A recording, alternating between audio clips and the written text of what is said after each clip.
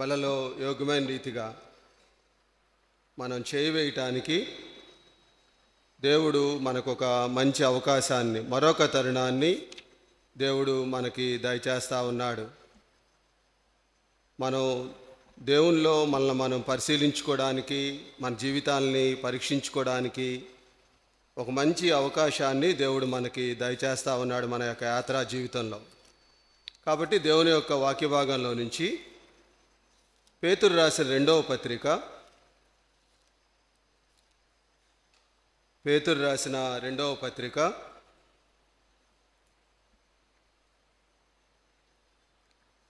1వ అధ్యాయం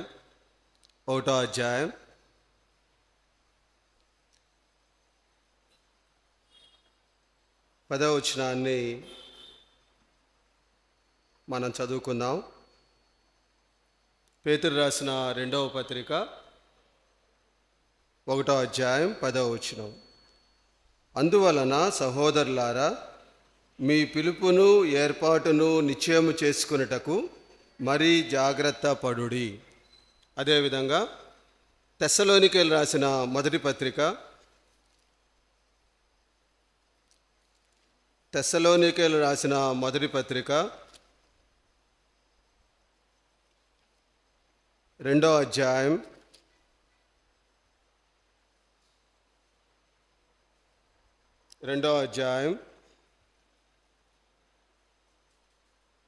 11, 12 వచనాలు మనందరం కలిసి చదువుకుందాం. తెస్సలోనికీయులకు రాసిన మొదటి పత్రిక 2వ అధ్యాయం 11, 12 వచనాలు.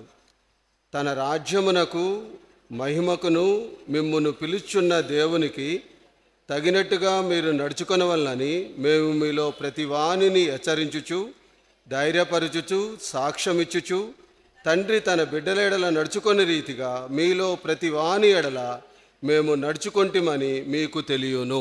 చిన్న ప్రార్థన చేసుకుందాం. మహాపరిశుద్ధమైన దేవా, నమ్మదగిన తండ్రి, దేవా, ఈ యొక్క ఉదయకాల సమయంలో ఆరాధనలో మీరెంతో కృప చూపుతూ వచ్చారు. మీకు ఎంతో వందనాలయ్యా.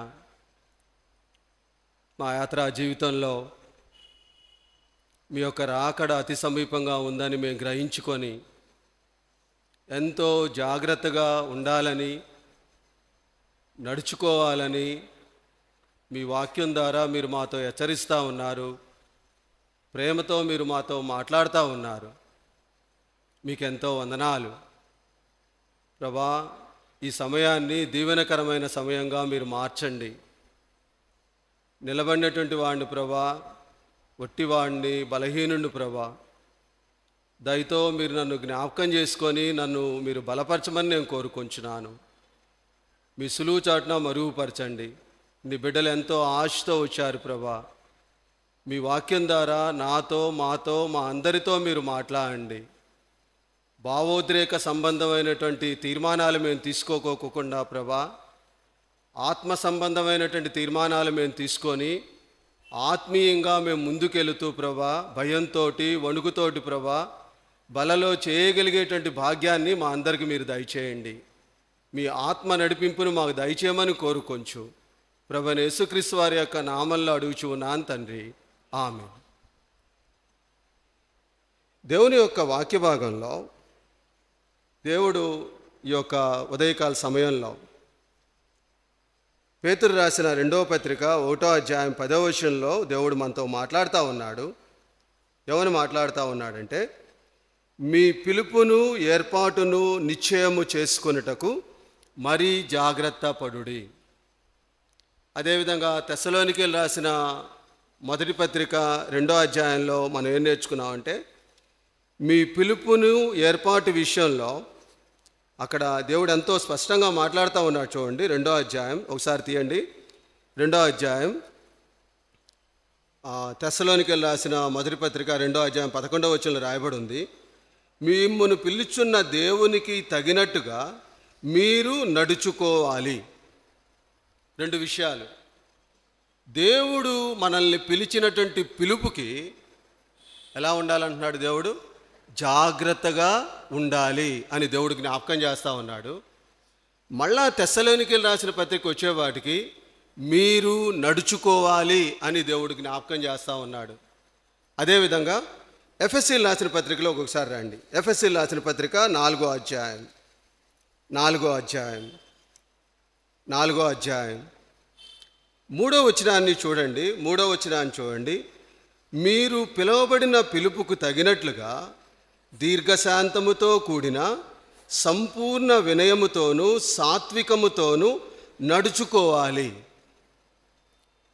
దేవుడు పిలిచినటువంటి పిలుపుని ఈ లోకంలో మనం జీవించేటప్పుడు దేవుడు మన జీవితాల పట్ల ఎటువంటి ఉద్దేశాలు కలిగి ఉన్నాడంటే, మీరు నడిచేటువంటి నేను పిలిచినటువంటి పిలుపు విషయంలో జాగ్రత్త పడాలి, జాగ్రత్తగా నడవాలి, దీర్ఘశాంతంతో నడవాలి, వినయంతో నడవాలి. ఆ పిలుపుని కడవరికి కూడా జాగ్రత్త పడాలి అని దేవుని యొక్క వాక్యం తెలియజేస్తూ ఉంది. దేవుని యొక్క ముఖ్య ఉద్దేశం ఏంటంటే, దేవుడు పిలిచినటువంటి పిలుపుకి తగినట్లుగా నడుచుకోవాలి. దేవుడు పిలిచినటువంటి పిలుపుకి జాగ్రత్తగా నడవాలి. ఒకవేళ ఆయన పిలిచినటువంటి పిలుపుకి మనం తగినట్లుగా జీవించకపోతే, జాగ్రత్త పడకపోతే, జాగ్రత్తగా నడవకపోతే అది వ్యర్థమైపోయిద్ది. దేవుడు పిలిచినటువంటి పిలుపుకి జాగ్రత్తగా మనం చూసుకోపోతే, జాగ్రత్తగా నడవకపోతే మన జీవిత అంతం వ్యర్థమైపోతుంది అని దేవుని యొక్క వాక్యం తెలియజేస్తూ ఉంది. ఈ పిలుపు ఎలా వచ్చింది? ఈ పిలుపు ఎలా పిలిచాడు? ఎలా దేవుని యొక్క ఏర్పాట్లోకి మనం వచ్చామంటే, ప్రపంచంలో సమస్త సృష్టిలో కూడా ఒక అద్భుతమైనటువంటి ఆశ్చర్యకరమైనటువంటి సంగతి ఏంటో తెలుసా? వండర్ఫుల్ మెరాకల్ అన్నమాట. ఏంటో తెలుసా? సాల్వేషన్, రక్షణ. రక్షణ అనేది నీ అంతట నీకు వచ్చింది కాదు. రక్షణ అనేది నువ్వంతట నువ్వు తీసుకొచ్చుకుంది కాదు. అది దేవుడు ఏర్పాటులో ఆయన నిన్ను పిలుచుకున్నాడు. దాని ద్వారా ఈ రక్షణ అనేటువంటిది దేవుడు మనకిచ్చాడు. అద్భుతమైనటువంటి కార్యం అన్నమాట. అది ఎవరు దాన్ని ఇవ్వలేరు. అది దేవుడు మాత్రమే మనకి దయచేశాడు. పాపి అయినటువంటి మానవుడు రక్షణలోకి రావటం అనేటువంటిది, దేవుని యొక్క పిలుపును పొందడం అనేటువంటిది చాలా అద్భుతమైనటువంటిది కార్యం అన్నమాట. అది మనం గ్రహించాలి. అది మనం గ్రహించకపోతే దేవుని యొక్క పిలుపు ఏంటో మనకు అర్థం కాదు. అందుకనే ఎందుకు అంత అద్భుతమైనది దేవుని యొక్క పిలుపు ఎందుకు ఆయన పిలుచుకున్నాడనంటే, ఒక మనిషి యొక్క జీవితంలో శరీరం, ప్రాణం, ఆత్మ ఈ 3 కలిసి ఉంటాయి. మనం చనిపోయిన తర్వాత ప్రాణం గాలిలో కలిసిపోయిద్ది, శరీరం భూమిలో పాత పట్టుబడిద్ది, అది పాడైపోద్ది, అది కూడా గాలిలో కలిసిపోయిద్ది. ఆత్మ ఒక్కటే కలిగి ఉంటుంది. మనం ఈ ఆత్మకి 2 మార్గాలు ఉంటాయి ప్రతి మనిషిలో కూడా, దేవుని నమ్ముకున్నా నమ్ముకోపోయినా. ఈ ఆత్మ దేవుని యొక్క ఆత్మతో గనక అనుసంధానం గనక జరిగితే, అదే రక్షణ గనక జరిగితే, నువ్వు చనిపోయినా కూడా ఎక్కడుంటావు తెలుసా? దేవునితో యుగయుగాలు ఆయనతో ఉంటావు. దేవుని యొక్క ఆత్మతోటి మన ఆత్మ రక్షణలో కలవబడితే యుగయుగాలు కూడా ఆయనతో ఉంటాం. అదొక మార్గం. ఒకవేళ రక్షణ లేకోకోకుండా నువ్వు చనిపోతే, ఆ ఆత్మ దేవుని యొక్క ఆత్మతో ఎప్పుడైతే కలవదో అది మరణానికి వెళ్ళిపోతుంది. అదే 2వ మరణం, అదే నరకంలోకి వెళ్ళిపోతాం. యుగయుగాలు నరకంతో మనం ఉంటాం. ఇది గొప్ప అద్భుతమైనటువంటి కార్యం. ఇది మనిషి యొక్క జీవితంలో దేవుని యొక్క ఆత్మతోటి మన ఆత్మ గనక కలవకపోయినట్లయితే జీవితం వ్యర్థం. అదే దేవుడు మనల్ని పిలుచుకోవటం, అదే ఆయన ఏర్పాట్లో ఉండటం. ఆ కార్యం ఇక్కడ కూర్చున్నటువంటి వారిలో అది జరిగిందని నేను నమ్ముతున్నా. నేను అందుకని అప్పుడు ఏమంటారు తెలుసా? నువ్వు ఒక విశ్వాసివి, దేవుని యొక్క పిలుపును అందుకున్నటువంటి వ్యక్తివి అని దేవుడు జ్ఞాపకం చేస్తూ ఉన్నాడు. దేవుని యొక్క ఏర్పాట్లో ఉన్నావు అని దేవుని యొక్క వాక్యం తెలియజేస్తూ ఉంది. దేవుని యొక్క ఆత్మకి నీ ఆత్మ గనక అనుసంధానం కాకపోతే నిత్యత్వంలో నువ్వు వెళ్ళవు, నిత్యమైనటువంటి నరకాగ్నికి నువ్వు వెళతావు. అందుకనే లూకాసు వార్త 16వ అధ్యాయంలో లాజరు ధనవంతుడి గురించి మాట్లాడుతూ ప్రభువైన యేసుక్రీస్తు వారు, అది ఉపమానం కాదు, అదొక చరిత్ర, ఉపమానం కాదు అది. లాజరు చనిపోతే దేవదూతలు వచ్చి దేవుని యొక్క సన్నిధికి తీసుకువెళ్తారు. ధనవంతుడు చనిపోతే తన యొక్క భూమిలో పాతబట్టబడినటువంటి ఆ ధనవంతుడి యొక్క ఆ శరీరం ఆ భూమిలోనే పాతబెట్టబడి నరకాగ్నికి అప్పగించబడుతూ ఉంటుంది. కాబట్టి ఇక్కడ కూర్చున్నటువంటి వాళ్ళు ఎవరైనా సరే దేవుని యొక్క రక్షణ అనుభవించకపోయినట్లయితే ఒకసారి జ్ఞాపకం చేసుకోండి. రక్షణ లేకపోకుండా మానవ జీవితంలో మనం సాధించేది ఏం లేదు. నువ్వు ఒకవేళ రక్షణ లేకపోతే, దేవుని యొక్క ఆత్మకు నీ ఆత్మ గనక కనెక్ట్ చేయబడకపోతే, ఈ యొక్క ఉదయకాల సమయంలో దేవుని సన్నిధిలో ప్రార్థన చేసుకో. ప్రభా నేను పాపినయ్యా, నోటితో ఒప్పుకో, ప్రభా నేను పాపిని, నీ ఆత్మతో నా ఆత్మ కలవాలి ప్రభా. యుగయుగాలు మనం దేవునితో ఉండేటువంటి గొప్ప భాగ్యం అది. భూమి మీద ప్రాణం ఉన్నప్పుడే ఈ గొప్ప కార్యం జరగాలి, చనిపోయిన తర్వాత జరగదు. కాబట్టి ఎవరైనా ఇక్కడ కూర్చున్నటువంటి వాళ్ళు ఎవరైనా సరే రక్షణ యొక్క ఔన్నత్యాన్ని అనుభవించకపోయినట్లయితే దేవుని సన్నిధిలో నువ్వు ప్రార్థన చేసుకో. ఎవరైతే దేవుని యొక్క రక్షణలోకి వచ్చారో, బాప్తిజానుభవం కలిగి ఉన్నారో, ఒక విశ్వాసాన్ని మనం కలిగి ఉన్నామో వారి గురించి మాట్లాడుతూ దేవుడు అన్నాడు, మిమ్మల్ని నేను పిలుచుకున్నా, మీ ఏర్పాట్లో నేను ఏర్పాటు చేసుకున్నా. నేను అయితే మిమ్మల్ని పిలిచినటువంటి పిలుపుకి, దేవుడు పిలిచినటువంటి పిలుపు విషయంలో జాగ్రత్తగా ఉండు, జాగ్రత్తగా నడుచుకో. దేవుడు మనకి జ్ఞాపకం చేస్తూ ఉన్నాడు. అయితే దేవుడు మనల్ని ఎందుకు పిలిచాడు, ఎలాంటి జాగ్రత్తతోటి ఈ లోకంలో మనం జీవించాలి, ఏ విషయాల్లో దేవుడు మనల్ని పిలిచి జాగ్రత్త పడమంటున్నాడు అనే విషయాల్ని, కొన్ని విషయాలు మనం నేర్చుకుందాం. మనం ఏ విషయాల్లో దేవుడు మనల్ని పిలిచాడు, రక్షణలోకి వచ్చిన తర్వాత విశ్వాసిగా నువ్వు జీవిస్తున్నప్పుడు ఈ లోకంలో ఎలాంటి జీవితంతో దేవుని యొక్క పిలుపుని అందుకొని దేవుని యొక్క ఏర్పాట్లో ఆయనతో మనం ఎలా జాగ్రత్తగా మనం నడుస్తున్నామో 5 విషయాలు మనం జ్ఞాపకం చేసుకుంటా ఉందాం. 5 విషయాలు మనం జ్ఞాపకం చేసుకుందాం. ఆయన ఎందుకు పిలిచాడు, ఏ విషయాల్లో మనం జాగ్రత్త పడాలి, ఎందుకని దేవుడు నా పిలుపు విషయంలో నువ్వు జాగ్రత్తగా ఉండు అని దేవుడు జ్ఞాపకం చేస్తామన్నాడు. పిలుపు విషయంలో జాగ్రత్తగా నడు, నీ యొక్క జీవితం యొక్క అంతాన్ని జాగ్రత్తగా నడుచుకో అని దేవుడు ఎందుకు జ్ఞాపకం చేస్తా ఉన్నాడు, ఏ విషయాల్లో దేవుడు మనల్ని జ్ఞాపకం చేస్తా ఉన్నాడు అని మనం చూద్దాం. మనం మొట్టమొదటి విషయాన్ని చూడండి దేవుని యొక్క వాక్య భాగంలో, కొరింథీయులకు రాసిన మొదటి పత్రిక మొట్టమొదటి విషయాన్ని. ఒక విశ్వాస జీవితంలో దేవుడు మనల్ని పిలిచినప్పుడు, దేవుని సన్నిధిలో మనం నడుస్తూ ఉన్నప్పుడు 1వ అధ్యాయం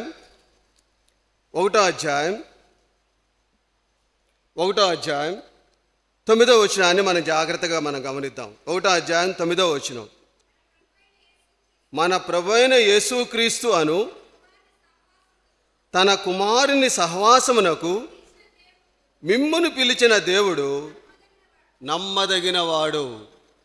మొట్టమొదటిసారిగా ఈ రక్షణ ద్వారా విశ్వాస జీవితంలో రక్షణలోకి వచ్చిన తర్వాత దేవుడు మనల్ని ఎలాంటి సహవాసంలో ఉండాలని దేవుడు కోరుకున్నాడంటే, క్రీస్తు యేసు యొక్క సహవాసంలో నీ జీవిత విధానం నడవాలని, జాగ్రత్తగా ఉండాలని దేవుడు జ్ఞాపకం చేస్తూ ఉన్నాడు.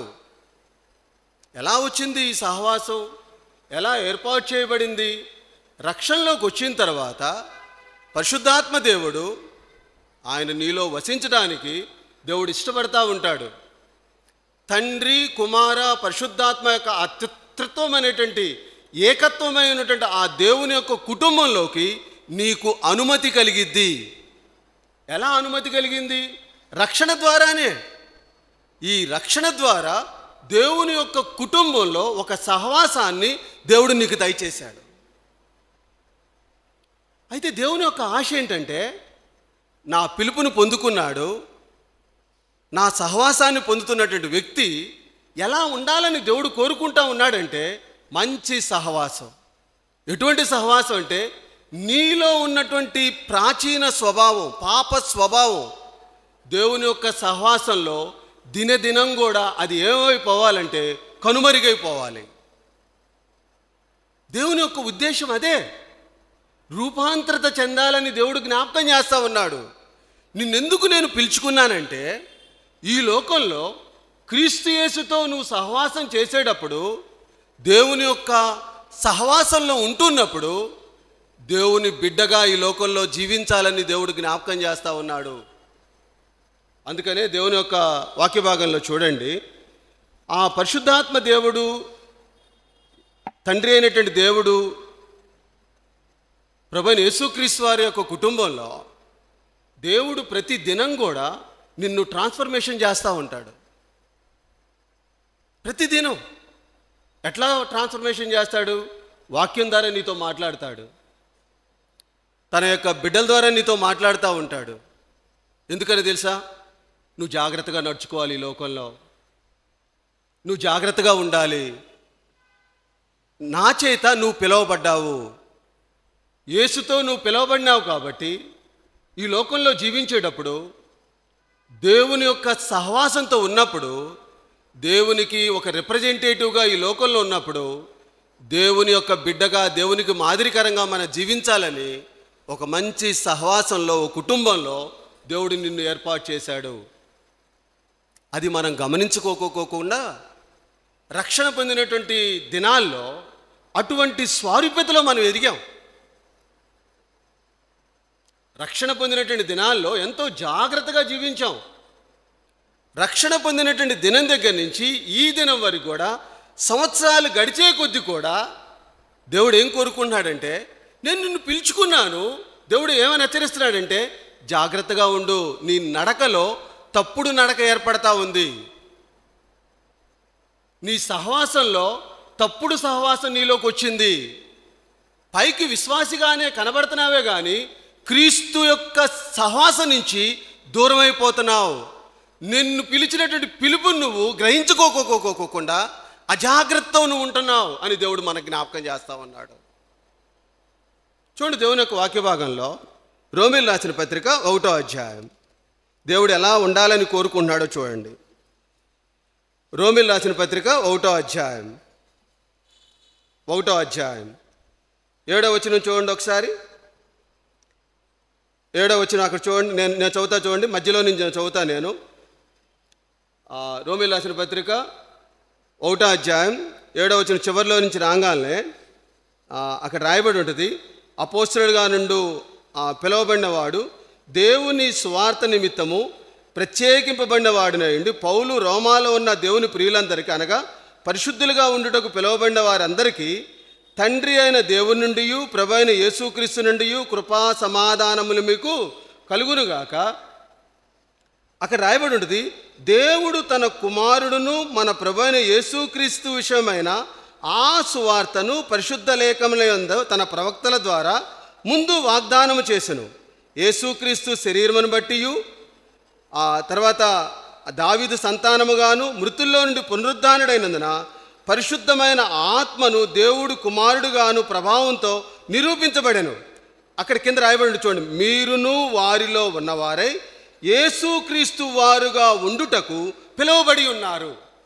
పైన ఎంత చెప్తూ యేసుప్రభు వారు ఈ లోకానికి వచ్చినప్పుడు ఎలా అయితే జీవించారో నువ్వు కూడా అలా జీవించడానికి నిన్ను పిలువబడినా. నేను నీకు రక్షణ ఇచ్చింది దేనికంటే, యేసుక్రీస్తు వారి యొక్క స్వారూప్యతలోకి మనం జీవించాలి, అటువంటి సహవాసంలో మనం జీవించాలి. యేసుప్రభు వారు కూడా తను ఎలా జీవించినా కూడా తండ్రి అయిన దేవుని యొక్క సహవాసం లేకపోకుండా తన జీవితం ఒక్క అడుగు కూడా ముందుకు వెళ్ళ. తను శిలువ మరణం పొందినంత వరకు కూడా తండ్రి అయిన దేవునితో గొప్ప సహవాసంతో నడిచాడు, జాగ్రత్తగా జీవించాడు. దేవుడి యొక్క ఉదయకాల సమయంలో మన యొక్క జీవితాన్ని జ్ఞాపకం చేస్తూ ఉన్నాడు. ఎటువంటి సహవాసం మనం కలిగి ఉన్నాం? పైకి విశ్వాసంగానే ఉంటానే ఉన్నామే కానీ మన సహవాసం దేవునితో నుంచి విడిపోయింది. ఎలా విడిపోయింది తెలుసా? మందిరానికి వస్తున్నాం కానీ బలలో చేయి వేస్తాం కానీ మన సహవాసం దేవునితో లేదు. చూడండి, దేవుని యొక్క వాక్య భాగంలో ఎలా ఉన్నామని దేవుడు జ్ఞాపకం చేస్తా ఉన్నా అంటే, యోహాను రాసిన మొదటి పత్రిక ఒకసారి రాండి. యోహాను రాసిన మొదటి పత్రిక చూడండి. ఈ మాటలు వింటుంటే చాలా భయం వేస్తుంది. యోహాను రాసిన మొదటి పత్రిక 1వ అధ్యాయం 6వ వచనం చూడండి. ఒకసారి 6వ వచనం చూడండి. ఆయనతో కూడా సహవాసము గలవారమని చెప్పుకొని చీకటిలో నడిచిన ఎడల మనం అబద్ధమాడుచు సత్యమును జరిగింపకుందుము. ఎవరి గురించి మాట్లాడుతున్నాడు? ఇది విశ్వాసుల గురించి మాట్లాడుతా దేవుడు అంటున్నాడు. ఏమని మాట్లాడితే తెలుసా? ఆయనతో సహవాసము గలవారమని చెప్పుకొని ఎక్కడ నడుస్తున్నాం మనం? చీకటిలో నడుస్తూ పైకి ఎలా కనబడుతున్నాం? సత్యం జరిగించే వారంగా కనబడుతున్నాం మనం.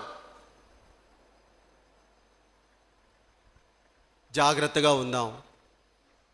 దేవుని యొక్క వాక్యం మనతో మాట్లాడేటప్పుడు మన జీవితాన్ని సరిచేసుకోవడానికి మనం ప్రయత్నం చేద్దాం. చీకటిలో ఉండటం అంటే ఏంటి? సత్యం కలిగి ఉండకపోవటం అంటే అర్థం ఏంటి? ఒక విశ్వాసి జీవితంలో సహవాస విషయంలో, దేవునితో సహవాసం చేసే విషయంలో ఏ విషయాల్లో మనం తప్పిపోయాం అని చూస్తే దేవుని యొక్క వాక్య భాగంలో చూడండి. ఒక 5 విషయాలు మీకు నేను జ్ఞాపకం చేస్తా. కొరింథీయులకు రాసిన మొదటి పత్రిక ఒకసారి చూడండి. ఎటువంటి సహవాసంలో మనం ఉన్నాం? పైకి విశ్వాసులంగానే ఉంటూ మన యొక్క సహవాసం ఎవరితో ఉందంటే చూడండి, దేవుని యొక్క వాక్య భాగంలో కొరింథీయులకు రాసిన మొదటి పత్రిక 15వ అధ్యాయం 33వ వచనం చూడండి. ఒకసారి 33వ వచనం చూడండి. మోసపోకుడి, దుష్ట సాంగత్యము మంచి నడవడిని చెరుపును. ఏ సహవాసం ఇది? దుష్ట సాంగత్యం. ఈ దుష్ట సహవాసం వల్ల ఏం జరిగిద్ది? మోసపోతాం. పైకి ఎలా కనబడతా ఉంటాం మనం? విశ్వాసులమే. మన సహవాసం దేవునితో ఉండకోకోకుండా దుష్ట సాంగత్యం గనక చేస్తే ఎక్కడున్నట్టు మనం? చీకటిలో ఉన్నట్టుంటే మనం. ఏ సహవాసం నుంచి దూరం అయిపోయాం మనం? దేవుని యొక్క సహవాసం నుంచి దూరం అయిపోయాం. దేని ద్వారా? దుష్ట సాంగత్యం వలన. ఎవరు? విశ్వాసులైనటువంటి వారే. అందుకనే దేవుడు అన్నాడు, నా సహవాసా నుండి దూరం అయిపోయి దుష్ట సాంగత్యాన్ని నువ్వు కలిగి ఉండి బలలో చేయి వేయటానికి ఇష్టపడతా ఉన్నావు. రెండో భాగంలోకి వెళ్దాం. కీర్తన 106. కీర్తన 106. కీర్తన 106 చూడండి ఒకసారి. 106 34వ వచనం చూడండి ఒకసారి. 34వ వచనం. 34. యెహోవా వారికి ఆజ్ఞాపించినట్లు వారు అన్యజనులను నాశనము చేయకపోయిరి. 35వ వచనంలో అన్యజనులతో సహవాసము చేసి వారి క్రియలు నేర్చుకున్నారు. దేవుడు ఎందుకు పిలుచుకున్నాడు? దేవునితోటి, ఆ తండ్రి కుమార పరిశుద్ధాత్మ దేవునితోటి సహవాసం పొంది దేవుని యొక్క ఆత్మీయ నేత్రాలతోటి మనం వెలిగింపబడాలని, జీవపు వెలుగు మన జీవితంలో వెలిగింపబడాలని, ఈ లోకంలో దేవునికి ప్రతినిధులుగా మన ద్వారా అనేక మంది రక్షణలోకి రావాలని దేవుడు ఆశపడుతుంటే, రక్షణ పొంది విశ్వాసం జీవితాన్ని జీవిస్తూ దేవుడే లోకం అన్నట్టుగా దుష్ట సాంగత్యం, అన్యజనులతో సహవాసం చేసి వారి క్రియలను మనం కలిగి ఉండి ఏమైందట అక్కడ రాయబడి చూడండి. అక్కడ అన్యజనులతో సహవాసం చేసి వారి క్రియలు నేర్చుకున్నారు. దేవుడు ఎంత వేదంతో మాట్లాడుతూ ఉన్నాడు చూడండి. దేవుడు ఏం కోరుకున్నాడు? అరే, నా బిడ్డలు, నేను పిలిచినటువంటి బిడ్డలు నా క్రియలు కలిగి ఉండాల్సింది పోయి వాళ్ళతో సాంగత్యం చేసి ఎవరికి చివరికి ఎలా కనబడతా ఉన్నారంటే వారి యొక్క క్రియలు, అన్యజనుల యొక్క క్రియలతోటి కనబడతా ఉన్నారు. దేవుడేమో క్రీస్తు యేసులో సహవాసం కలిగి ఉండాలి, అందుకని నేను పిలుచుకున్నానని దేవుడు జ్ఞాపకం చేస్తూ ఉన్నాడు మనల్ని. ఇంకో సహవాసం చూద్దాం, చూడండి దేవుని యొక్క వాక్య భాగంలో. సామెతలు 22వ అధ్యాయం, సామెతలు 22వ అధ్యాయం, సామెతలు 22వ అధ్యాయం, 22వ అధ్యాయం 24వ వచనం చూడండి. 24వ వచనం చూడండి. కోపచిత్తునితో సహవాసము చేయకుము, క్రోధము గల వానితో పరిచయము కలిగి ఉండకుము. నీవు వాని మార్గములను అనుసరించి నీ ప్రాణమునకు ఊరి తెచ్చుకొందువేమో. ఎంత జాగ్రత్తగా మన జీవితాలు జీవించాలండి. ఎలా జీవిస్తున్నాం? పైకి మనం వెలుగు సంబంధం అని చెప్పుకుంటున్నాం, చీకటి సంబంధం లేదని అనుకున్నాం. దేవుని యొక్క వాక్యం ఎలా తెలియజేస్తుందో చూడండి. దేవుని యొక్క వాక్యం ఇంకొక మాట చూపిస్తా చూడండి. సామెతలు 31వ అధ్యాయం, సామెతలు 31వ అధ్యాయం 3వ వచనం చూడండి ఒకసారి. 3వ వచనం, నీ బలమును స్త్రీలకు ఇయ్యకుము, రాజులను నశింపచేయు స్త్రీలతో సహవాసము చేయకుము. Illegal relationships. పైకి విశ్వాసులంగానే ఉన్నామే కానీ దేవుడు పిలిచినటువంటి పిలుపు ప్రకారం జాగ్రత్తగా మనం నడుచుకోవాలంటే, జాగ్రత్తగా ఉండాలంటే దేవుడు మన అంతరంగ జీవితంతో దేవుడు మనతో మాట్లాడుతూ ఉంటాడు. బాహ్య జీవితంలో మనం కనబడం, అంతరంగ జీవితంలో ఇవన్నీ కూడా దేవుని యొక్క సహవాసానికి అడ్డుపడతా ఉన్నాయి. అందుకనే అంటున్నాడు, క్రీస్తు యేసు యొక్క సహవాసంలో నన్ను పిలిచినటువంటి బిడ్డలు ఆ పిలుపునకు జాగ్రత్తగా ఉండాలి. మన యొక్క ఆలోచనలు, మన యొక్క తలంపులు, మన యొక్క వేషధారణ, మన యొక్క రిలేషన్షిప్స్ దేవుడు కాకుండా నువ్వు పక్కకి వెళ్ళిపోయావంటే దేవుడు అంటున్నాడు అది వ్యర్థమే, అది వ్యర్థమే. నువ్వు జీవించిన బయటికి మనం బ్రతుకుతున్నామే కానీ క్రీస్తు యొక్క సహవాసంలో ఎదగకపోతే అది వ్యర్థమే అని దేవుడు జ్ఞాపకం చేస్తూ ఉన్నాడు. బ్రతికున్నప్పుడే దేవుడు మనకి ఈ మాటల్ని జ్ఞాపకం చేస్తున్నప్పుడే ఆయన బలలో చేయి వేసేటప్పుడు, ప్రభా నీ సహవాసంలో నేను దూరమైపోయాను ప్రభా, క్రీస్తులో సహవాసం కలిగి ఉండాలని ఆశపడ్డావు ప్రభా, నువ్వు పిలిచినటువంటి పిలుపుతో నేను జీవించట్లేదు ప్రభా, నువ్వు పిలిచినటువంటి పిలుపు యొక్క సహవాసంలో నేను ఉండలేదు ప్రభా. దేవుడు ఏం కోరుకున్నాడంటే, మన జీవితాల పట్ల ఎటువంటి సహవాసాన్ని దేవుడు కోరుకున్నాడంటే, యోహాను రాసిన మొదటి పత్రిక, మళ్ళీ దాంట్లోకి రండి. యోహాను రాసిన మొదటి పత్రిక, యోహాను రాసిన మొదటి పత్రిక 1వ అధ్యాయం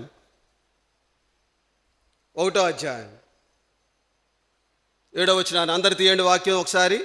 221వ పేజీ,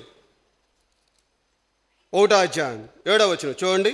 అయితే ఆయన వెలుగులోనున్న ప్రకారము మనమును వెలుగులో నడిచిన ఎడల మనము అన్యోన్య సహవాసము గలవారమై ఉందుము. అప్పుడు ఆయన కుమారుడైన యేసు రక్తము ప్రతి పాపము నుండి మనలను పవిత్రులుగా చేయును. ఎప్పుడు? అన్యోన్య సహవాసం. ప్రభా నా జీవితాన్ని నువ్వు జ్ఞాపకం చేసావు దేవా, ప్రభా నా సహవాసాన్ని నువ్వు జ్ఞాపకం చేసావు దేవా, నేను వెలుగులో నేను జీవించాలని ఆశపడుతున్నాను ప్రభా. అందుకని ఆయన కృపగలిగిన దేవుడు. ఆయన ఒక విశ్వాసి దుర్నీతిలో చూడటం ఆయన సహించలేడు. ఒక విశ్వాసి ఎనుకంజ వేయటం దేవుడు సహించలేడు. ప్రేమతో నీతో నాతో మాట్లాడుతూ ఉన్నాడు. ఆయన పిలుపునకు తగినట్లుగా జీవించాలని దేవుడు ఆశపడతా ఉన్నాడు. వెలుగు సంబంధుల్లో మనం జీవిస్తూ దేవునితో అన్యోన్య సంబంధం కలిగి, అన్యోన్య సహవాసం కలిగి ఆయన చిత్త ప్రకారం మనం జీవించేటువంటి బిడ్డలంగా ఉండాలని దేవుడు మనల్ని పిలుచుకున్నాడు. దేవుడు అంటున్నాడు, ఎంత ప్రేమ కలిగిన మాట అంటే, ఒకవేళ నీ జీవితం ఒకవేళ అలా ఉంటే యేసు రక్తం ప్రతి పాపము నుండి నిన్ను పవిత్రులుగా చేయడానికి దేవుడు నీకు ఒక అవకాశం ఇచ్చాడు. విశ్వాసగా ఉంటూ దేవుని యొక్క పిలుపు విషయంలో అజాగ్రత్తగా ఉంటే, ప్రభా నీ సహవాసంలో నేను అజాగ్రత్తగా ఉన్నాను ప్రభా, దయతో నన్ను జ్ఞాపకం చేసుకోయా అని ఆ పశ్చాత్తాపంతో ఆ బల దగ్గరికి వస్తే దేవుడు అన్నాడు, ఆయన కనికరం కలిగిన దేవుడు, ప్రేమ కలిగిన దేవుడు, నిన్ను ఆదరించడానికి దేవుడు ఇష్టపడతా ఉన్నాడు. రెండో భాగంలోకి వెళ్దాం. ఒకటి, దేవునితో సహవాసంలో ఉండటానికే దేవుడు మనల్ని పిలుచుకున్నాడు. రెండవది, రోమీయులకు రాసిన పత్రిక 1వ అధ్యాయం రెండో భాగంలోకి వెళ్దాం. రోమీయులకు రాసిన పత్రిక 1వ అధ్యాయం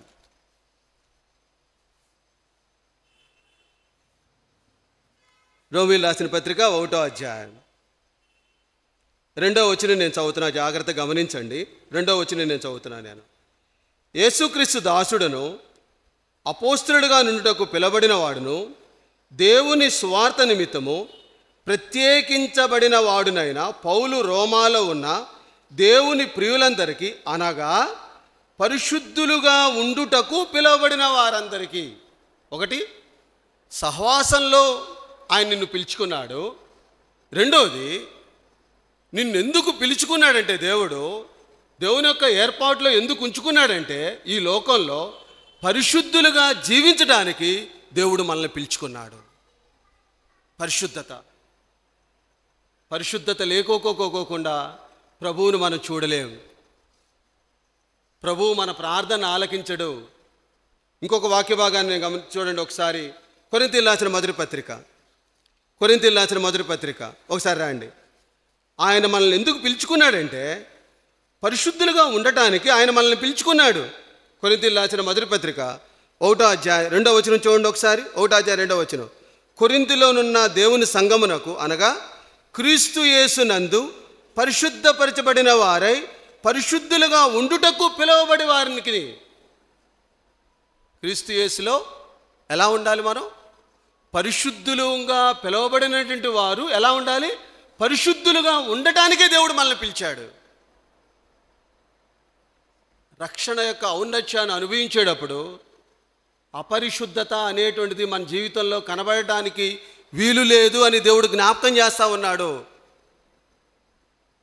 పరిశుద్ధత లేకోకోకుండా దేవునితో మనం సహవాసం చేయలేము.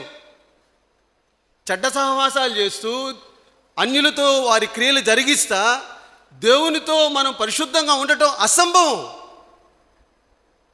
దేవునితో పరిశుద్ధంగా ఉన్నప్పుడే ఆయనతో మనం సహవాసం చేయబడతాం. మనం ఆ పిలుపుతోటే ఆయన దేవుడు మనల్ని ఏర్పాటు చేసుకున్నాడు. అలా జీవించాలని, అలా నడవాలని దేవుడు మనల్ని జ్ఞాపకం చేసుకున్నాడు. ఆ దేవుడు పరిశుద్ధులుగా ఈ లోకంలో జీవించాలని మనం పిలువబడ్డాం. ఈ లోకంలో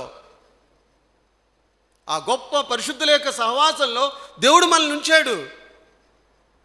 పరిశుద్ధత లేకోకోకుండా మనం ఎన్ని కార్యాలు చేసినా అది వేస్ట్. చూడండి, దేవుని యొక్క వాక్య భాగంలో చూడండి. దేవుని యొక్క ఆశ ఏంటంటే తెస్సలోనికీయులకు రాసిన మొదటి పత్రిక, ఈ పరిశుద్ధత కలిగి ఎలా జీవించాలని దేవుడు కోరుకుంటున్నాడంటే, తెస్సలోనికీయులకు రాసిన మొదటి పత్రిక 4వ అధ్యాయంలోకి రండి ఒకసారి. 4వ అధ్యాయం 2వ వచనం చూడండి ఒకసారి. నేను చదువుతా, జాగ్రత్తగా గమనించండి.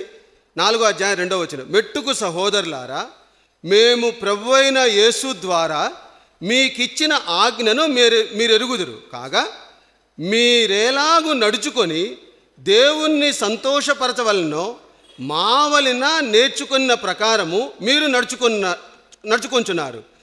ఈ విషయంలో మీరు అంతకంతకు అభివృద్ధి నొందవలనని మిమ్మును వేడుకొని ప్రభువైన యేసునందు హెచ్చించుచున్నాము. పరిశుద్ధత విషయంలో దేవుడు ఏం కోరుకున్నాడంటే అంతకంతకు అభివృద్ధి నొందాలి. పరిశుద్ధతలో ఆయన మనల్ని ఎందుకు పిలుచుకున్నాడంటే, పరిశుద్ధతలో వారం వెంబడి వారం మనం ఎలా ఉండాలంటే అంతకంతకు పరిశుద్ధతలో మన అభివృద్ధిని దేవుడు మనకు చూపించగలగాలి. దేవుని యొక్క ఆశ అది. అందుకని పిలుచుకున్నాడు దేవుడు. అందుకనే మనల్ని జాగ్రత్తగా ఉండమన్నాడు. అందుకనే మీ నడకని విషయంలో జాగ్రత్త పడండి అని దేవుడు జ్ఞాపకం చేస్తూ ఉన్నాడు. పరిశుద్ధత విషయంలో అంతకంతకు మనం అభివృద్ధి చెందకపోతే దేవుని యొక్క రాకడలో సిగ్గుతో తలంచుకోవాల్సిన పరిస్థితి వచ్చింది. పేతురు రాసిన మొదటి పత్రిక అపోస్తలుడైన పౌలు పేతురు మనకి మాట్లాడుతూ ఉన్నాడు చూడండి. పేతురు రాసిన మొదటి పత్రిక 16వ వచనం చూడండి ఒకసారి. 16వ వచనం చూడండి. అక్కడ పేతురు కూడా రాస్తూ ఉంటాడు, నేను పరిశుద్ధుడై ఉన్నాను గనుక మీరును పరిశుద్ధులై ఉండుడని వ్రాయబడి ఉన్నది. కాగా మీరు విధేయులకు పిల్లలై మీ పూర్వపు అజ్ఞాన దశలో మీకుండిన ఆశలను అనుసరించి ప్రవర్తింపక. ప్రాచీన స్వభావం ఎప్పుడు లాగుతానే ఉంటుంది మనల్ని. నువ్వు ఎంత పరిశుద్ధంగా ఉండాలన్నా కూడా ప్రాచీన స్వభావం నిన్ను వదిలిపెట్టదు. అక్కడ అన్నాడు, నీ పూర్వపు అజ్ఞాన దశలో మీకుండిన ఆశలను అనుసరించి ప్రవర్తింపక. నీకు ఇదివరకు ఆశలు ఉన్నాయి, పరిశుద్ధత లేనటువంటి జీవితం ఉంది, అది నిన్ను లాగుతూ ఉంటుంది పరిశుద్ధతలోకి వెళ్ళేటప్పుడు. వాటి ప్రకారం నువ్వు వెళ్ళకోకోకుండా అక్కడ ఇంకా ఏనాబడింది తెలుసా, మిమ్మును పిలిచిన వాడు పరిశుద్ధుడై ఉన్న ప్రకారము మీరును సమస్త ప్రవర్తన యందు పరిశుద్ధులై ఉండుడి. అది దేవుని యొక్క ఆశ. సమస్త ప్రవర్తన విషయంలో దేవుని మనం ఘనపరచాలి. అందుకనే మనల్ని పిలువబడ్డాం. మనం ఈ పిలుపు విషయంలో, పరిశుద్ధత విషయంలో జాగ్రత్తగా ఉండాలని దేవుడు జ్ఞాపకం చేస్తూ ఉన్నాడు మనల్ని. రెండవ రాకడలో దేవుని యొక్క బిడ్డల యొక్క సమూహం, సంఘం ఎత్తబడటం అంటే ఎవరైతే దేవుని సన్నిధిలో పరిశుద్ధంగా ఆయన ప్రకారం ఎవరైతే మనం జీవిస్తామో వారు ఆ పరిశుద్ధులతో కూడి మధ్యాకాశంలోకి మనం వెళ్తాం. అక్కడ రాయబడి ఉంటుంది ఒక మాట, కొందరు విడవబడుదురు. నేను రక్షణ పొందాను కదా, నా ఇష్టం వచ్చినా సార్ నేను జీవిస్తాలే అని అంటే దేవుడు ఒప్పుకోడు. కూర్చొని నువ్వు ఇక్కడే అని అంటాడు దేవుడు. పరిశుద్ధత లేకోకోకుండా ప్రభువును మనం చూడలేము. ఆ పరలోకం పరిశుద్ధతతో కూడింది. అపరిశుద్ధతకు అసలు తావే లేదు. ఆ పరిశుద్ధతలో మనం ఉండాలంటే ఈ లోకంలోనే దేవుడు మనకు ఒక అవకాశాన్ని ఇచ్చాడు. జాగ్రత్తగా ఉండాలని దేవుడు జ్ఞాపకం చేస్తూ ఉన్నాడు. ఆయన అంతం సమీపంగా ఉంది, మన అంతం సమీపంగా ఉంది. విపత్కరమైనటువంటి పరిస్థితులు ఉన్నాయి. పరిశుద్ధత విషయంలో మనల్ని మనం కాపాడుకుంటూ మన దురాశల ప్రకారం మనం ప్రవర్తించుకోకుండా పరిశుద్ధతని అంతకంతకు మనం అభివృద్ధి చేసుకుంటూ దేవునికి మహిమకరంగా మనం జీవించిన వారే ఆయన రాకళ్ళే ఎత్తబడతాం. అదర్వైజ్ నువ్వు దేవుని నమ్ముకున్నా కూడా దేవుడు అవకాశం ఇవ్వడు మనకంతే. కాబట్టి ఈ విషయంలో జాగ్రత్తగా ఉండాలని దేవుడు మనకి జ్ఞాపకం చేస్తూ ఉన్నాడు. అందుకనే తెస్సలోనికీయులకు రాసిన పత్రిక 1వ అధ్యాయం 4వ వచనం చూడండి ఒకసారి. తెస్సలోనికీయులకు రాసిన పత్రిక మొదటి తెస్సలోనికీయులకు రాసిన పత్రిక 4వ అధ్యాయం 5వ వచనం ప్రతి ఒక్కళ్ళు జాగ్రత్త గమనించండి. 186వ పేజీ 4వ అధ్యాయం 5వ వచనం, 4-5 వచనాలు కలిసి ఉన్నాయి. మీలో ప్రతివాడును దేవుని ఎరగని అన్యజనుల వలె కామాభిలాషయందు కాక పరిశుద్ధత యందును ఘనత యందును తన ఘటమును ఎట్లు కాపాడుకొనవలనో అది ఎరిగి ఉండుటయే దేవుని చిత్తము. చాలా కఠినంగా ఉంటుంది ఈ మాట. ఏమని రాయబడింది తెలుసా? మనం ఎలా ప్రవర్తిస్తున్నామంటే మీలో ప్రతివాడును దేవుని ఎరుగని అన్యజనులు వలె. విశ్వాస జీవితం చివరికి ఎలా అయిపోయిందో తెలుసా? ఒక విశ్వాసిని ఒకసారి కనుక గమనిస్తే ఇతడు దేవుని ఎరిగినటువంటి విశ్వాసి అని మనకి సాక్ష్యం ఇచ్చేటువంటి పరిస్థితుల్లో లేరు.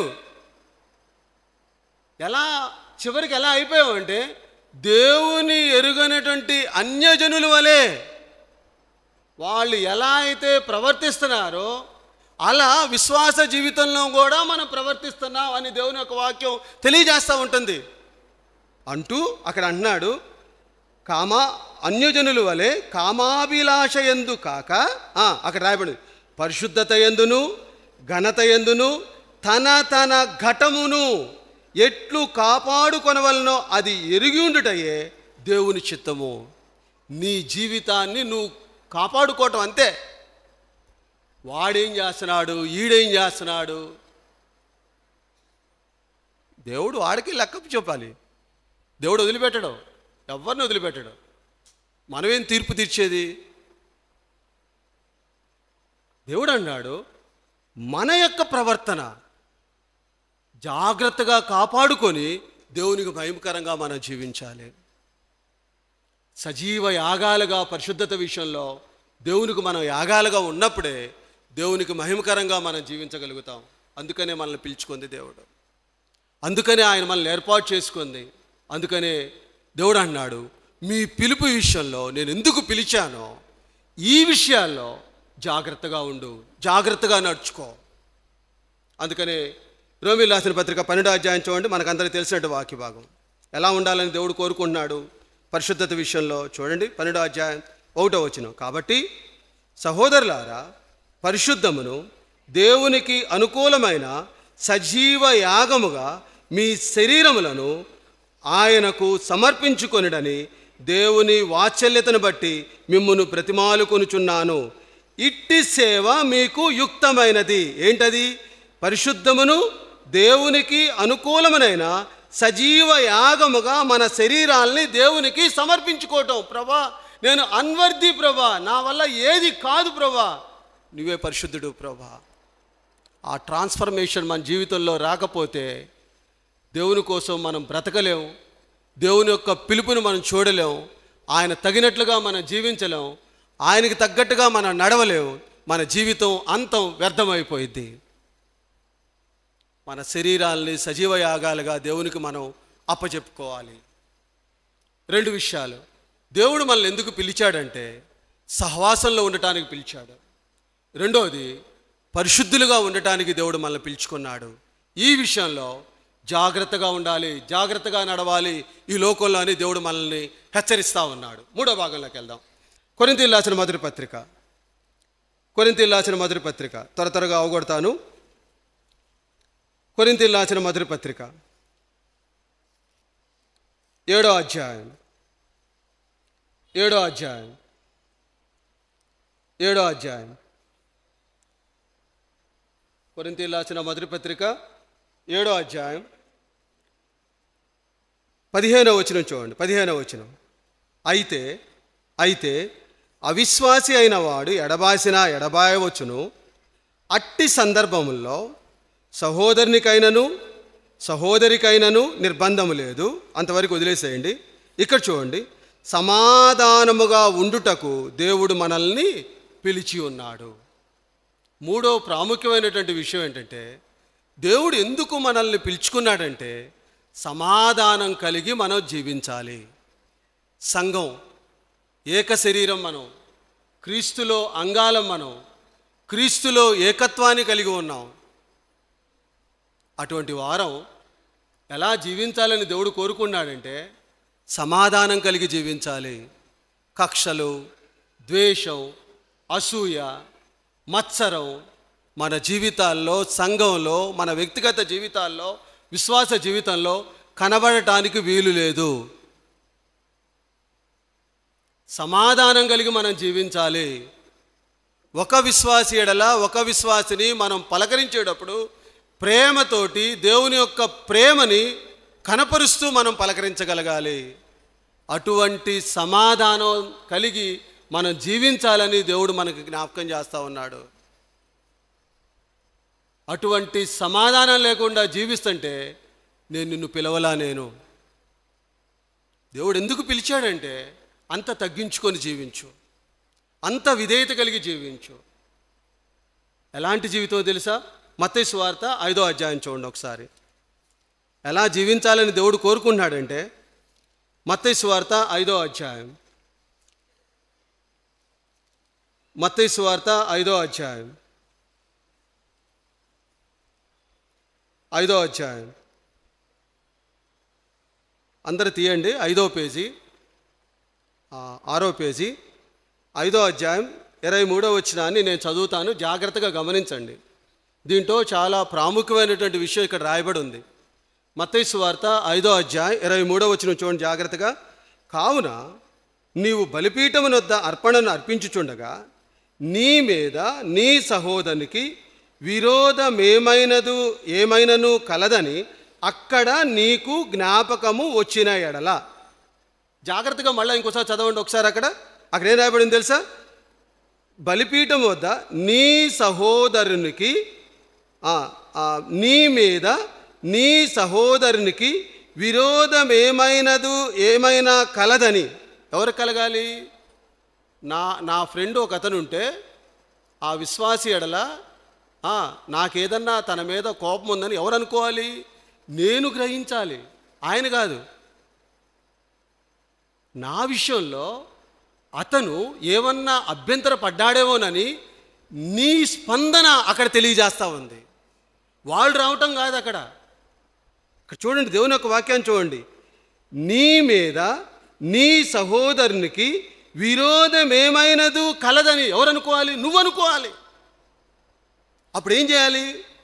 నీ జ్ఞాపకం వస్తే బలిపీఠం ఎదుటనే నీ అర్పణ విడిచిపెట్టి మొదట వెళ్ళి నీ సహోదరునితో సమాధానపడుము, అటు తర్వాత వచ్చి నీ అర్పణ అర్పించుము. నువ్వెంత ప్రార్థన చేసినా, ఎంత బలలో చేయి వేసినా, ఆ ద్వేషం, అసూయ, మత్సరం అవన్నీ కలిగి ఉండి ప్రభువుని ప్రార్థన చేసినా కూడా ఇంత కఠినంగా దేవుడు మాట్లాడుతుంటే, దేవుని యొక్క సన్నిధిలో మనం దేవుడు ఎన్నిసార్లు మాట్లాడినా కూడా మనస్సాక్షి వాత వేయబడిద్దంట. విశ్వాస యొక్క జీవితంలో ఒక అన్యుడైనా కూడా ఈ మాటలు విన్నప్పుడంట ప్రతిస్పందిస్తాడే కానీ విశ్వాస యొక్క జీవితంలో మనస్సాక్షి వాత వేయబడిద్దంట. ఏముందిలే, ఎప్పుడో విన్నాంలే, అది విశ్వాసులోనే కలిగిద్దంట. అది పశ్చాత్తాపానికి రియలైజేషన్ కూడా రావడానికి కూడా ఇష్టపడ్డంట తన జీవితంలో. ఏం సమాధానం ఉంటుంది? వ్యక్తిగతంగా నువ్వు అసమాధానంగా ఉన్నావు, అది కుటుంబంలో ప్రవేశించిద్ది. కుటుంబంలో ప్రవేశించిన తర్వాత సంఘంలోకి ప్రవేశించిద్ది. సంఘంలో నుంచి సమాజంలోకి ప్రవేశించిద్ది. అవిశ్వాసి గురించి మాట్లాడలే దేవుడు, విశ్వాసుల గురించి దేవుడు మాట్లాడుతూ ఉన్నాడు. కాబట్టి సమాధాన పడదాం. దేవునితో నువ్వు ముందర సమాధాన పడటం నేర్చుకుంటే ఇతరులతోటి సమాధాన పడడానికి ఇష్టపడతావు నువ్వు జీవితంలో. దేవుడు అన్నాడు, ఇటువంటి జీవితాన్ని జీవించడానికే నిన్ను నేను పిలుచుకున్నా. ఇటువంటి జీవితాన్ని జీవించడానికే నువ్వు నడుచుకోవాలని నేను ఆశతో నిన్ను అడుగుతున్నా అన్నాడు దేవుడు. రోమీయులకు రాసిన పత్రిక 12వ అధ్యాయం. రోమీయులకు రాసిన పత్రిక 12వ అధ్యాయం. 12వ అధ్యాయం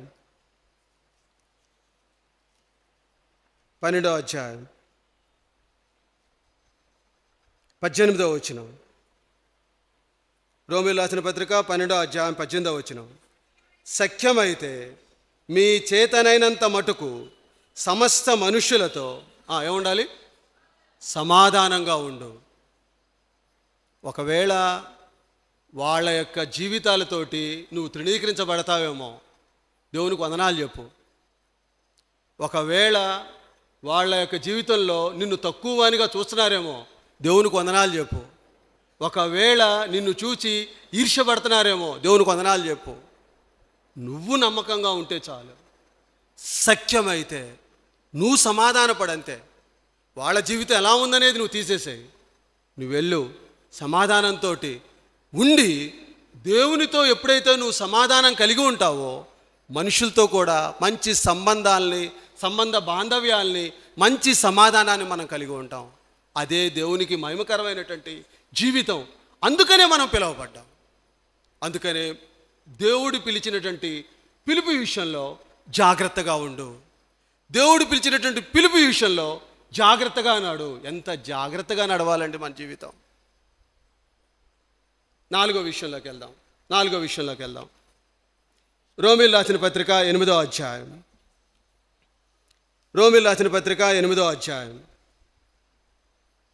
8వ అధ్యాయం 28వ వచనం చూడండి. దేవుని ప్రేమించు వారికి అనగా ఆయన సంకల్పము చొప్పున పిలువబడిన వారికి మేలు కలుగుటకై సమస్తమును సమకూడి జరుగుచున్నవని ఎరుగుదుము. ఎందుకు పిలువబడ్డాం మనం? ఒకటి, ఆయనతో సహవాసం చేయటానికి. రెండోది ఆయనతో పరిశుద్ధులుగా ఉండటానికి. మూడవది సమాధానంగా ఉండటానికి. నాలుగోది ఆయన సంకల్పాన్ని నెరవేర్చడానికి ఈ లోకంలో మనం పిలువబడ్డాం. అది మర్చిపోతున్నాం మన జీవితంలో. ఆయనకు ఒక సంకల్పం ఉంది మన జీవితాల పట్ల. రక్షణ ఇచ్చాడంటే అది ఆషామాషిగా ఇవ్వలే దేవుడు మనకి. ఆయనకు ఒక ఉద్దేశం, ఆయనకు గొప్ప సంకల్పం, ఆయన అనాది సంకల్పం అది. క్రీస్తులో నువ్వు ఏర్పాటు చేయబడ్డావంటే, క్రీస్తులో నిన్ను పిలుచుకున్నాడంటే నీ ద్వారా దేవుడు అద్భుతమైనటువంటి కార్యాలు జరిగించడానికి దేవుడు ఏర్పాటులో మనం ఏర్పాటు చేయబడ్డాం, పిలువబడ్డాం. అది మనం గ్రహించట్లా. ఆయన సంకల్పం అది, ఆయన ఉద్దేశం అది. అపోస్తుల కార్యాల దగ్గరికి వచ్చేవాడికి పౌలు విషయంలో చూడండి, అపోస్తుల కార్యాలు 13వ అధ్యాయంలోకి రండి. పౌలు విషయంలో ఎంత స్పష్టంగా మాట్లాడుతూ ఉన్నాడు చూడండి. ప్రతి బిడ్డ విషయంలో కూడా దేవుడికి అదే సంకల్పం ఉంది. చూడండి, అపోస్తుల కార్యాలు 13వ అధ్యాయం చూడండి, 2వ వచనం చూడండి ఒకసారి జాగ్రత్తగా. 2వ వచనం చూడండి. వారు ప్రభువును సేవించుచు, 13వ అధ్యాయం 2వ వచనం, 115వ పేజీ, 13వ అధ్యాయం 2వ వచనం. వారు ప్రభువును సేవించుచు ఉపవాసము చేయుచుండగా పరిశుద్ధాత్మ, నేను బర్నబాను, పౌలును, సౌలును పిలిచిన పని కొరకు వారిని నాకు ప్రత్యేకపరచుడని వారితో చెప్పెను. పౌలు విషయంలో దేవుడు ఎలా చెప్తూ ఉన్నాడంటే, ఆయన నా పని విషయంలో నేను ప్రత్యేకపరచుకున్నా. నేను పౌలు విషయంలో నాకు సంకల్పం ఉంది, నా పని చేయాలి అతను, అందుకని నేను ఆయనకి రక్షణ ఇచ్చాను. నేను ఏనాడైనా రక్షణలోకి వచ్చిన తర్వాత విశ్వాసంలో జీవిస్తా, పరిశుద్ధంగా జీవిస్తా, ఆయన సహవాసంలో జీవిస్తా, ప్రభా ఈ లోకంలో నేను ఒక అతిథిగా వచ్చాను ప్రభా, ఈ లోకంలో నేను జీవిస్తున్నాను ప్రభా, నీ సంకల్పం నెరవేర్చే విషయంలో నీ చిత్తం ఏంటి ప్రభా నా జీవితం పట్ల అనేటువంటి జీవితాన్ని ఎప్పుడైనా సరే మనం కలిగి అలా మనం ఆయన పిలుపు కోసం మనం జీవిస్తున్నామా? పౌలు యొక్క జీవితంలో దేవుడు మాట్లాడుతూ ఉన్నాడు, నా పని విషయంలో ఆ బిడ్డను నేను ప్రత్యేకపరుచుకున్నా. నేను నీ విషయంలో, నా విషయంలో కూడా ఆయన సంకల్పం ఏంటంటే ఆయన రాజ్య సువార్తను వాడుకోవడానికి పౌలు వాడుకున్నాడు దేవుడు. నిన్ను నన్ను కూడా ఒక పనిని అప్పచెప్పాడు దేవుడు. ఈ భూలోకంలో మనం నెరవేర్చడానికి ఆయన చిత్త ప్రకారం, ఆయన సంకల్పం ప్రకారం మనం జీవించగలుగుతున్నామా? ఎప్పుడు జీవిస్తాం? ఆయనతో అన్యోన్య సహవాసం కలిగి ఉన్నప్పుడు. ఎప్పుడు ఆయన సంకల్పం తెలిసిద్ది? పరిశుద్ధతతో మనం జీవించినప్పుడు. ఎప్పుడు ఆయన యొక్క చిత్తం మనకు తెలిసిద్ది? సమాధానం కలిగి మనం జీవించినప్పుడు. దేవుని యొక్క సంకల్పాలు మన జీవితంలో నెరవేర్చబడతాయి. అందుకని ఆయన మనల్ని ఏర్పాటు చేసుకుంది. రక్షణ పొందినటువంటి ప్రతి విశ్వాసి జీవితంలో కూడా దేవుడు ఒక గొప్ప ప్రణాళిక కలిగి ఉన్నాడు. అందుకని ఆయన మనల్ని పిలుచుకున్నాడు. అబ్రహాం యొక్క జీవితంలో చూస్తే నేను త్వరగా రెఫరెన్సెస్ చెప్తాను. యెషయా గ్రంథం 51వ అధ్యాయం 2వ వచనంలో అబ్రహాంని ఎందుకు పిలుచుకున్నాడంటే ఆశీర్వదించాలని, పెక్కుమందిగా చేయాలని, తరతరాలకు ఆశీర్వాదకర్తగా, విశ్వాసంగా ఉంచడానికే అబ్రహాంను దేవుడు పిలుచుకున్నాడు. యెషయా గ్రంథం 51వ అధ్యాయం 2వ వచనంలో రాయబడి ఉంది. ఆయన సంకల్పం అది అబ్రహాంను ఏర్పాటు చేసుకున్నాడు. రెండోది, యాకోబుని ఎందుకు ఏర్పాటు చేసుకున్నాడంటే ఇజ్రాయేలుగా మార్చడానికి. యెషయా గ్రంథం 41వ అధ్యాయం 8వ వచనంలో రాయబడి ఉంది. యాకోబు పట్ల దేవుని యొక్క సంకల్పం ఏంటంటే ఇజ్రాయేలుగా మార్చబడాలి, గొప్ప దేశంగా మార్చబడాలి, గొప్ప జనాంగంగా ఏర్పాటు చేయబడాలి యాకోబు ద్వారా. ఆయన సంకల్పం అది. మూడో వ్యక్తి ఎవరంటే మోషే. నిర్గమాకాండం 3వ అధ్యాయం 7వ వచనంలో రాయబడి ఉంది, అయ్యా మోషే, నువ్వు ఒక నాయకుడిగా ఉండాలి. నా బిడ్డలు బానిసత్వంలో ఉన్నారు, వారిని విడిపించి వాలు తేలిన ప్రవహించేటువంటి కనాని దేశాన్ని నువ్వు నడిపించాలయ్యా. ఆయన ఏర్పాటు చేసుకున్నాడు. నిర్గమాకాండం 3వ అధ్యాయం 7వ వచనంలో మోషేకి ప్రత్యక్షమై దేవుడు ఆయన ఏర్పాటులో మోషేను ఒక నాయకుడిగా ఏర్పాటు చేసుకున్నాడు దేవుడు. నాలుగో వ్యక్తి సమూయేలు. మొదటి సమూయేలు గ్రంథం 3వ అధ్యాయం 10-11 వచనాలు రాయబడి ఉంటుంది. తన బిడ్డలకి దేవుని యొక్క ప్రత్యక్షతని తెలియజేయడానికి సమూయేలుని ఇజ్రాయెల్ జనాంగానికి ఒక ప్రవక్తగా దేవుడు వాడుకున్నాడు. ఐదో వ్యక్తి దావీదు. గొర్రెల దొడ్డిలో గొర్రెల కాపరిగా ఉన్నటువంటి దావీదుని ఇజ్రాయెల్ జనాంగానికి రాజుగా దేవుడు ఏర్పాటు చేసుకున్నాడు. సౌలుని దేవుని యొక్క సువార్త చేయడానికి, సంఘాలు కట్టడానికి దేవుడు ఆయన సంకల్పంలో ఆ బిడ్డలను ఏర్పాటు చేసుకున్నాడు. నువ్వు నేను కూడా ఆయన ఏర్పాటులో ఉన్నటువంటి వాళ్ళమే. నీ సంకల్పం, నా సంకల్పం, దేవుని యొక్క సంకల్పంతో మనం నడవబడగలుగుతున్నామా? ఆలోచిద్దాం. దేవుని యొక్క పిలుపు ప్రకారం ఆయన చిత్తానుసారంగా జీవించడానికి మనం ఇష్టపడదాం. దేవుడు అంటున్నాడు, దేవుని యొక్క చిత్తానికి లోబడి ఆయన సంకల్పం చొప్పున నడవబడినప్పుడు దేవుని యొక్క ఉద్దేశాలు మన జీవితం పట్ల నెరవేరబడతాయి. 4 విషయాలు మనం జ్ఞాపకం చేసుకుందాం. 1, క్రీస్తులో అన్యోన్య సహవాసం కలిగి జీవించటం. 2, పరిశుద్ధులుగా ఉండటానికే మనల్ని పిలుచుకున్నాడు. 3, సమాధానం కలిగి జీవించడానికి ఆయన మనల్ని పిలుచుకున్నాడు. 4, ఆయన సంకల్పాన్ని నెరవేర్చడానికే ఆయన మనల్ని పిలుచుకున్నాడు. 5, మీకు చెప్తాను, స్వతంత్రులుగా ఉండటానికి దేవుడు మనల్ని ఏర్పాటు చేసుకున్నాడు. స్వతంత్రులుగా ఉండటానికి దేవుడు మనల్ని ఏర్పాటు చేసుకున్నాడు. గలతీయులు రాసిన పత్రిక 5వ అధ్యాయం 13వ వచనంలో రాయబడి ఉంటుంది, మిమ్మల్ని నేను స్వాతంత్రం ఇచ్చాను, ఎందుకంటే స్వతంత్రంగా జీవించడానికి. ఇక ఎన్నడూ కూడా మీ మీద ఆ బానిసత్వం మీ మీద అధికారం చేయకూడదు. అందుకనే మిమ్మల్ని స్వతంత్రంగా ఉండటానికే మిమ్మల్ని పిలుచుకున్నా నేను. ఇక ఏ రోజు కూడా ఆ బానిసత్వం నీ మీద అధికారం చేయకూడదనే ఆయన మనల్ని స్వతంత్రంగా ఏర్పాటు చేసుకున్నాడు. What a God! ఎంత గొప్ప దేవుడు మన దేవుడు. ఆ బల్లో చేవేసేటప్పుడు ప్రభా, నన్ను ఎందుకు పిలిచావయ్యా? అందుకని దేవుని యొక్క వాక్య భాగం చూద్దాం. చూడండి, మనం చదువుకున్నట్టు వాక్య భాగం పేతురు రాసిన 2వ పత్రిక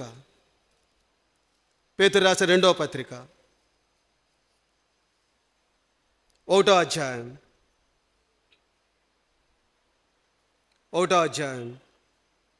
10వ వచనం చూడండి, అందరం చదువుదాం ఒకసారి. పేతురు రాసిన 2వ పత్రిక 1వ అధ్యాయం 10వ వచనం. అందువలన సహోదరులారా, మీ పిలుపును ఏర్పాటును నిశ్చయము చేసుకొనుటకు మరీ జాగ్రత్త పడుడి. మీ పిలుపు విషయంలో జాగ్రత్త పడాలి. ఏ విషయంలో జాగ్రత్త పడాలి? దేవుని యొక్క సహవాస విషయంలో జాగ్రత్త పడాలి. పరిశుద్ధులుగా ఉండుటకు జాగ్రత్త పడాలి. సమాధానంగా ఉండుటకు జాగ్రత్త పడాలి. దేవుని యొక్క సంకల్పాన్ని భూమి మీద నెరవేర్చడానికి జాగ్రత్త పడాలి. స్వతంత్రులుగా జీవించడానికి మనం జాగ్రత్త పడాలి. దీర్ఘశాంతంతో, భయంతో, వణుకుతోటి ఆయన పిలుపు విషయంలో జాగ్రత్త పడుతూ భయంతో నడవాలని దేవుడు మనకు జ్ఞాపకం చేస్తూ ఉన్నాడు. అందుకని ఆయన ప్రేమామయుడు అన్నాడు, మిమ్మల్ని సమస్త పాపము నుండి మిమ్మల్ని నేను పవిత్రులుగా చేస్తాను. నేను ఒకవేళ చాలా దూరం అయిపోయావేమో, దేవుని నుంచి ఎడబాటైపోయావేమో, ప్రభువైన యేసుక్రీస్తు వారు ఈ మధ్యాహ్నకాల సమయంలో నీతో నాతో మాట్లాడుతూ ఉన్నాడు. ఆయన దగ్గరికి రా, దేవుని సన్నిధిని అనుభవించు. తల్లొంచుకుందాం. కొద్ది నిమిషాలు దేవుని సన్నిధిలో తల్లొంచుకుందాం. మనం పరిశీలించుకుందాం. క్రీస్తు పిలుపుని పొందినటువంటి నువ్వు నేను భావోద్రేకమైనటువంటి తీర్మానాలు తీసుకోవద్దు. భావోద్రేకమైనటువంటి తీర్మానాలు తీసుకున్నావంటే దేవుడు మనల్ని జ్ఞాపకం చేసుకుంటూ ఉంటాడు. నిజమైనటువంటి పశ్చాత్తాపం, ఆత్మీయమైనటువంటి పశ్చాత్తాపం, దేవుని యొక్క ఆత్మని నీ యొక్క ఆత్మ అనుసంధానం చేయబడినప్పుడే నిజమైనటువంటి పశ్చాత్తాపం లోకంలో మనల్ని వెలుగు సంబంధంలాగా జరిగించింది. దేవుడి సన్నిధిలో చెప్తా ఉన్నాడు. వాక్యాన్ని విన్నావు, వాక్యంలో జీవిస్తున్నటువంటి నువ్వు నేను అటువంటి ప్రవర్తన కలిగి మనం జీవిస్తున్నామా? పరిశీలించుకుందాం. వాక్యం వైపు చూద్దాం. దేవుని యొక్క సన్నిధిలో సహోదరు రవి గారు వచ్చి బల్లను పంచుతారు అన్నారు. ఒకసారి దేవుని యొక్క సన్నిధిలో మౌనంగా ఉండద్దు.